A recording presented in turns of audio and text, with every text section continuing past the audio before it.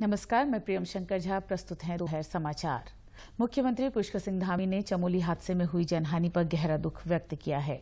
मुख्यमंत्री पुष्कर सिंह धामी आज सुबह चमोली पहुंचे। यहां उन्होंने चमोली हादसे में हताहत हुए लोगों के परिजनों से मुलाकात की। उन्होंने शोक संतप्त परिजनों को सांत्वना देते हुए हर संभव मदद का भरोसा दिलाया।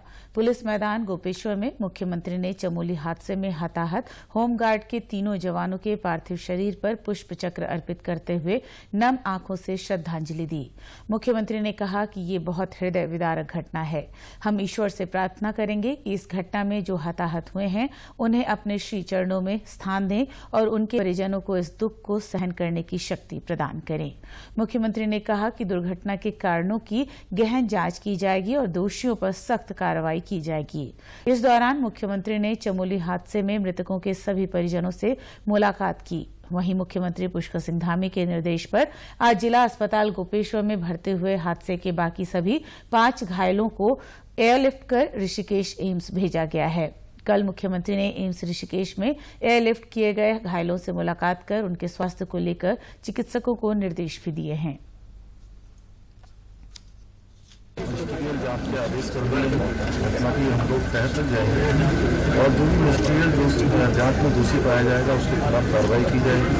माननीय प्रधानमंत्री जी ने भी इस घटना की पूरी जानकारी ली है और हर संभव उन्होंने सहायता के लिए कहा है। माननीय प्रधानमंत्री जी ने कहा है और राज्य सरकार की तरफ से जो भी मुआवजे से संबंधित चीजें हैं, अन्य आगे की सुविधाएं हैं या अन्य इलाज उन पर किसी भी प्रकार की कोई कोताही नहीं बरती जाएगी। हर संभव जो इसमें हताहत हुए हैं पारिवारिक हैं और घायल हुए हैं उनके लिए सभी प्रकार की जो भी इलाज के लिए व्यवस्थाएं हैं, अन्य व्यवस्थाएं हैं, वो राज्य सरकार की तरफ से प्रशासन। वहीं प्रधानमंत्री कार्यालय ने चमोली जिले में हुई दुर्घटना में मरने वालों को अनुग्रह राशि देने की घोषणा की है। एक ट्वीट में कार्यालय ने बताया कि दुर्घटना में मृतक के निकट परिजनों को प्रधानमंत्री राष्ट्रीय राहत कोष से 2-2 लाख जबकि घायलों को 50-50 हजार रुपए दिए जाएंगे। मुख्य सचिव डॉक्टर एस.एस. संधू की अध्यक्षता में सचिवालय में नई शिक्षा नीति के क्रियान्वयन के संबंध में संबंधित विभागों के अधिकारियों के साथ बैठक आयोजित हुई। मुख्य सचिव ने नई शिक्षा नीति लागू किए जाने हेतु सभी प्रकार की तैयारियां सुनिश्चित किए जाने के निर्देश दिए। मुख्य सचिव ने कहा कि नई शिक्षा नीति के अनुरूप प्रशिक्षण कार्यक्रम का कैलेंडर तैयार किया जाए। उन्होंने कहा कि सुधार और सुझावों के लिए लगातार हितधारकों से तालमेल बनाकर सुझाव लिए जाएं। इसके लिए उन्होंने मैकेनिज्म तैयार करने के भी निर्देश दिए।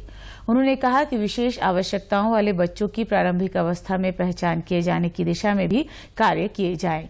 उन्होंने आंगनबाड़ी में बाल वाटिकाओं हेतु पाठ्यक्रम लगातार अपडेट किए जाने के भी निर्देश दिए। बैठक के दौरान बताया गया कि आधारभूत पठन कौशल और गणितीय ज्ञान के मूल्यांकन हेतु प्रगति ऐप तैयार कर लिया गया है। हरिद्वार जिले के प्रभारी मंत्री सतपाल महाराज ने मानसून अवधि के दौरान जनपद के बाढ़ और अतिवृष्टि से प्रभावित क्षेत्रों का दौरा किया। इस दौरान उन्होंने लक्सर बाजार का मुआयना किया। आपदाग्रस्त क्षेत्रों का दौरा करते हुए उन्होंने स्थानीय लोगों को सरकार की ओर से हर संभव मदद का आश्वासन दिया। उन्होंने कहा कि आपदा की रोकथाम के लिए कार्य योजना बनाई गई है। अधिकारियों को निर्देश दिए गए हैं कि जहां जहां भी तटबंध खोलने की आवश्यकता है उन्हें तत्काल खोला जाए। उन्होंने कहा कि पुलों के नीचे गाद जाने के कारण नदियों का पानी घरों में घुस रहा है। उन्होंने बताया कि जिले में अभी तक 14 मार्ग यातायात हेतु बाधित हैं, जिन्हें 1 सप्ताह में यातायात हेतु खोल दिया जाएगा। जिलाधिकारी हिमांशु खुराना ने श्री बद्रीनाथ धाम पहुंचकर मास्टर प्लान के अंतर्गत संचालित निर्माण कार्यों का निरीक्षण कर समीक्षा की। उन्होंने कार्यदायी संस्थाओं को निर्माण कार्यों की गुणवत्ता का विशेष ध्यान रखते हुए तय समय सीमा में सभी कार्य पूर्ण करने के निर्देश दिए हैं। उन्होंने कहा कि बरसात के कारण जो कार्य प्रभावित हुए हैं उनमें तेजी लाई जाए। इस दौरान जिलाधिकारी ने श्री बद्रीनाथ धाम में नदी के दोनों किनारों पर रिवरफ्रंट डेवलपमेंट कार्यों के निर्माण कार्यों का निरीक्षण करते हुए आवश्यक दिशा निर्देश दिए। केंद्र ने टमाटर के मूल्य में और कमी की है। आज से राष्ट्रीय सहकारी उपभोक्ता संघ एनसीसीएफ और राष्ट्रीय कृषि सहकारी विपणन संघ नेफेड द्वारा ये 70 रुपये प्रति किलोग्राम की दर से बेचा जाएगा। उपभोक्ता मामलों के विभाग ने एनसीसीएफ और नेफेड को टमाटर की कीमत में कमी के रुझान को देखते हुए इसे 70 रुपये प्रति किलोग्राम की दर से बेचने का निर्देश दिया है। पहले एनसीसीएफ और नेफेड द्वारा टमाटर 90 रुपये प्रति किलोग्राम बेचा गया था और इसके बाद 16 जुलाई से 80 रुपये प्रति किलोग्राम कर दिया गया था।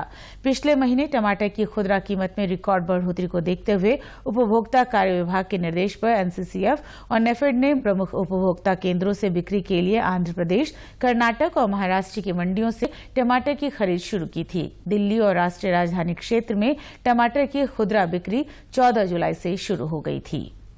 इसी के साथ अभी तक के समाचार समाप्त हुए। दूरदर्शन समाचारों से जुड़े रहें। मिलते हैं फिर शाम 6:30 बजे के बुलेटिन में। नमस्कार।